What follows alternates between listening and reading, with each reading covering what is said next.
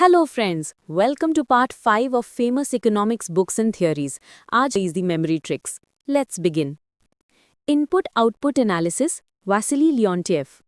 Leontief का input-output model बताता है कि इकोनॉमी के डिफरेंट सेक्टर्स एक दूसरे पर कितने डिपेंडेंट होते हैं. For example, steel industry to machinery industry to transport sector to construction sector.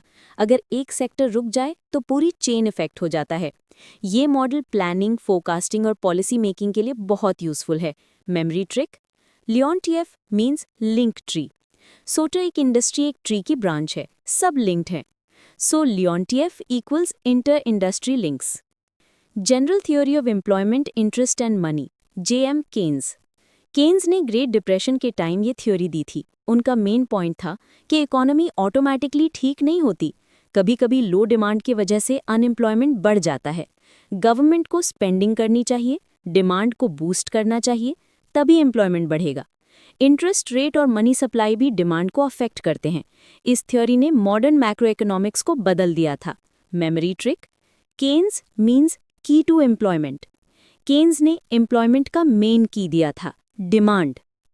The accumulation of capital, John Robinson. Imperfect competition. John Robinson ने बताया कि इकोनॉमी का लॉन्ग टर्म ग्रोथ डिपेंड करता है कैपिटल कैसे एक्यूमुलेट होता है, लेबर और वेजेस का क्या रोल है. मार्केट्स परफेक्ट कंपटीशन जैसा बिहेव नहीं करते. बार्गेनिंग पावर और इनइक्वालिटी ग्रोथ को इम्पैक्ट करती हैं. उन्होंने इम्परफेक्ट कंपटीशन को डिटेल में एक्सप्लेन किया. Memory trick, Joan Robinson means Joan is equal to jobs plus capital, so Robinson equals accumulation plus imperfect markets. Growth models and demand-led growth, Nicholas कैल्डोर.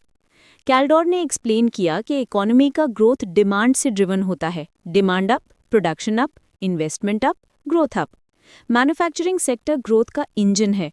Distribution of income growth को influence करती है. उनके growth laws ने macro growth theory को shape किया. Memory trick, Kaldor means call for demand. So याद रखो, Kaldor equals demand-led growth.